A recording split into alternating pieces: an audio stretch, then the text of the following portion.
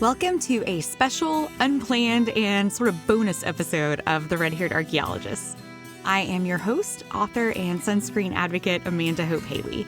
Thank you for spending some time with me today, studying artifacts that our Near Eastern ancestors left behind, and considering if those items just might change how we read or read into Scripture. In last week's episode of this podcast, I talked about the Dead Sea Scrolls. I told you who created them and why they did that, where they were found in the 1940s, and about how it took 50 years for them to finally start to be published in the 1990s. It's been a good episode. A lot of people have actually contacted me after that episode asking some more questions, and I've had a lot of fun answering those. But to be honest, once I was done recording that episode, I thought I was done with the Dead Sea Scrolls, and I was ready to move on to our next city, which is Magdala. We'll be talking about Magdala now next week, because Tuesday of this week, I was working with a friend of mine who is an illustrator. I had gone to her house, and she and I are working together to create a series of children's books that are going to be called The Red-Haired Archaeologist. We have a few that are in development, and we are planning for the first one to come out in August, and it is going to be called Copper Finds a Scroll. And it just happens to be about my basset hound, Copper. He is, in the very first book, going to discover a Dead Sea Scroll and learn about those. The idea of the children's books is for people who enjoy the nonfiction stuff that I write for adults, for them to be able to share some of that information with their children. And my friend Michelle is a wonderful illustrator, and she's going to bring these stories to life so that they're just beautiful, full-color images for children to enjoy. So I was at her house, and we were working on the first book, developing the plot, figuring out exactly what scrapes Copper's going to get into, and exactly how much information we want to put in there for young readers to be able to understand and enjoy.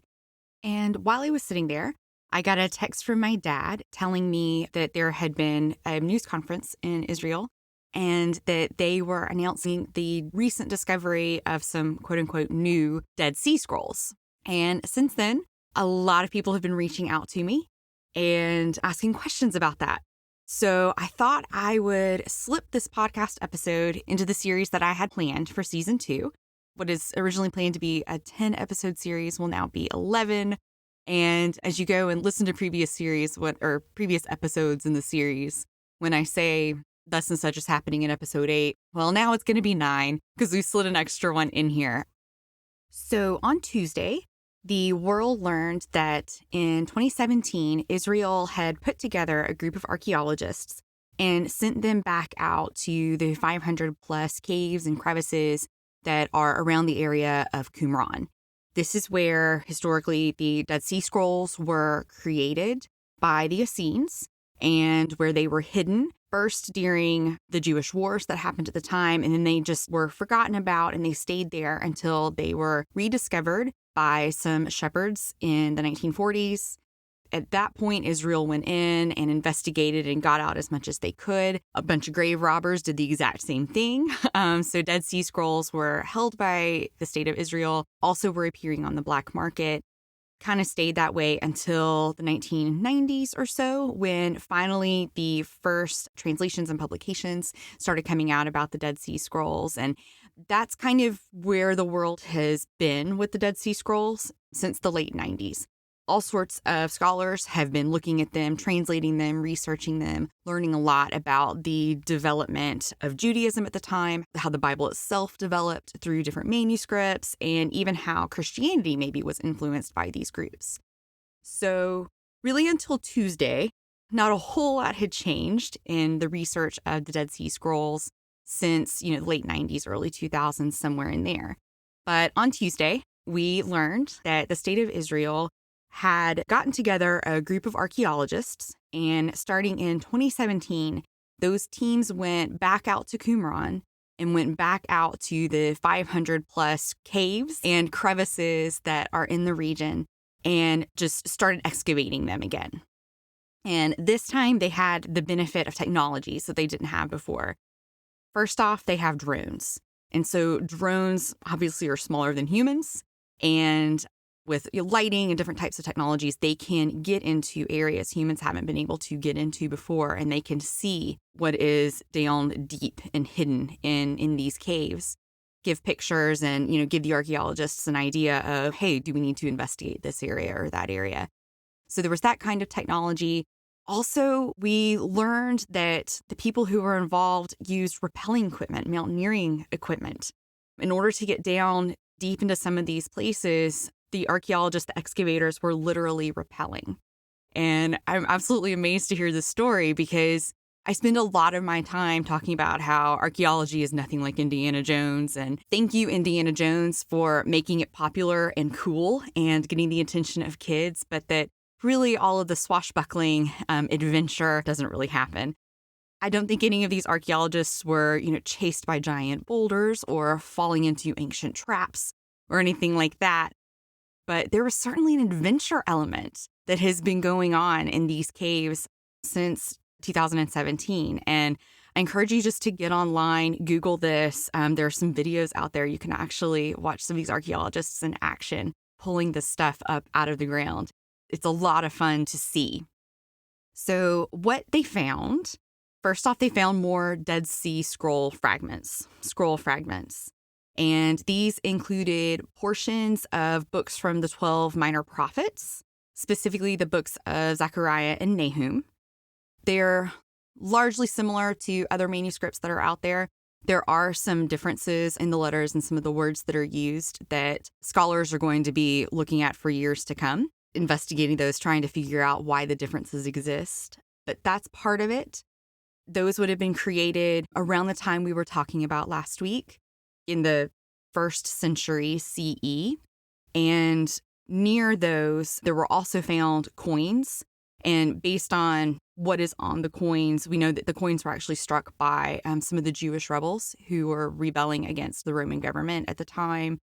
There were arrowheads down there, some other material artifacts aside from the scrolls that could be dated to 1st, 2nd century CE. So that's a big part of it.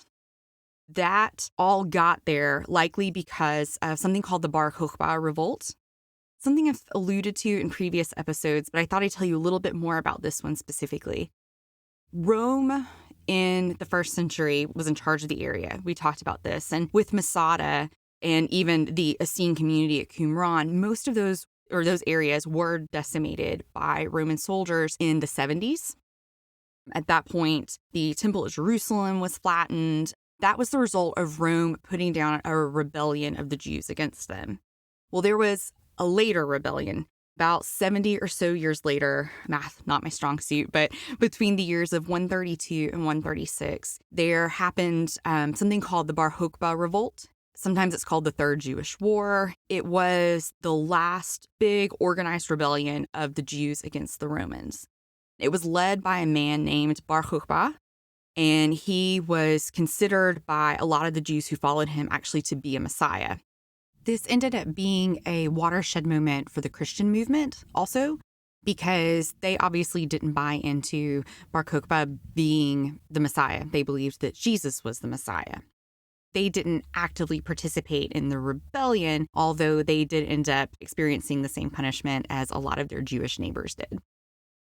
So with Tuesday's finds, some of the scholars are coming out, very early and saying that based on some of the material culture that was found around these particular scrolls, that it is possible that the people who were down in the caves were actually there hiding during this period, during the Bar Kokhba revolt. There were spearheads that were found there, combs, lots of evidence of people living there, fabric, sandals, even old olive pits, that sort of thing. So there's evidence that people were, maybe hiding in the caves, possibly when they were being attacked by the Roman soldiers. Such finds from the 1st and 2nd century CE would not be wholly unexpected, considering what was going on in the region at the time. But there were 2 other big finds that were announced on Tuesday, and they're the ones that have me, you can probably hear me smiling. This is so different and so exciting. One is, and they're both from much older time periods. This particular cave that all this stuff was found in is known as the Cave of Horrors. And that is because back in the 60s and 70s, when this was being excavated before, the people doing the work then found 40 bodies there. And so, I mean, it was just evidence that something horrific had happened there. And so this time in the Cave of Horrors, because of the other technology, because archaeologists were able to get in there, get down deeper, they discovered 2 other findings. And one is 6,000 years old, and it is the mummified skeleton of a child based on a CAT scan that was done.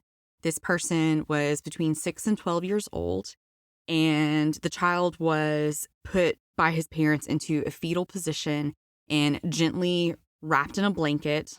Little grave was dug, and he was placed in there with a slab on top of him. So 6,000 years ago, a family was down in there, and someone, I mean, presumably the parents, buried this child, and he has just been waiting all of this time to be found. He's described as mummified, but don't think, if you read that somewhere, don't think Egypt. This wasn't a ritual act. He was naturally mummified because of the salinity that is in the air. So just over time, his body changed and petrified in that way. It's not like the Egyptians who, for the mummification process would remove organs and store them in separate jars and do all these ritualistic acts. No, in this particular case, the mummification is meant as just a natural process. So keep that in mind. If, I hope I'm sparking your interest in this, and that you'll go do some research for yourself and learn more and see images of all of this stuff. They're really amazing photographs that are out there on the internet for you to find. So that was one of the very unexpected things. But what really blew everything out of the water, at least for me, is a basket that was found. I mean, a basket, who cares, right? We have baskets all over our houses. We buy them cheap from IKEA and everywhere else. But this particular basket was very large. It has a capacity to hold between 90 and 100 liters of fluid or whatever, but it's that big. Think of something that could hold 100 liters of soda. It's a large container. When you look at it, it's sort of shaped like a pear, and it has a lid that is on top of it. And I mean, it looks like it's in absolutely perfect condition. It doesn't seem from the photographs to be deteriorated at all, which is amazing, because when the scientists took it and tested it, they are estimating that it is 10,500 years old. That is 1,000 years older than any pottery. This basket would come from what archaeologists call the Neolithic period. And the Neolithic period it's a time before pottery was even a thing. When I am out in the field digging, say, in an Iron Age level, Iron Age is like King David, we find pottery sherds everywhere, and we'll look at the pottery and compare the markings on it, and that's how we date things. Well, this is from a time before people were making pottery. So any sort of vessel that we would find in historic archaeology and prehistoric archaeology, which is where the Neolithic period falls, their containers would have all been baskets. So we had the opportunity to take a few classes in prehistoric archaeology when I was at Harvard. And basically the difference between historic and prehistoric is the development of language. So when something is prehistoric, it's from before a time of the written word. And during that time, settlements, just everything about the Neolithic period is different. Houses are circular, towns are circular, whereas when you get into more historic archaeology, you tend to see square and rectangular type buildings. It's a completely different time. And so this basket being dated to 10,500 years ago seems to me to indicate that someone was living in this cave, was their home. And I mean, they just had this giant basket, which was clearly storing something. So obviously we want to know a lot more about it. And the archaeologists who were in charge sent the basket off to a place in Israel called the Weizmann Institute, which I happen to know just a little bit about. There's a professor there. Her name is Elisabetta Barreto, and she is the one who did the carbon-14 dating on it. She is part of the scientific archaeology unit of the Institute. And I had the honor of meeting her in the summer of 2019 when I was at Qumran. And I got to work with one of her partners. His name is Stephen Weiner. And he and I worked together for 2 or 3 days or something like that. He's basically a microbiologist. And when we were working together, I described this some in my book, so pick it up. But when we were working together, we were taking scrapings, looking for things called phytoliths, so that the microbiologists could go back and put things under a microscope and learn about the ancient world on a microscopic level. What kinds of molds were growing there? Are there residues of different kinds of food? They can learn things about the ancient world from particles that the human eye can't even see. It's really fascinating how science is really helping to develop archaeology in that way. Anyway, more research is going to be done on this basket. Like I said, carbon-14 has been done, and now they're going to be looking at what was inside. Sadly, there wasn't much inside. There's a little bit of soil, but I am sure scientists are already picking that apart and doing every test they can possibly do to find out what was held in that container and what that container was used for. Until we know, it is still just an amazing artifact and beautiful to look at. So again, I encourage you just to get online and dig around, and if you just Google Dead Sea Scroll basket, I'm pretty sure it'll come up. It's worth 20 seconds of your time to find this.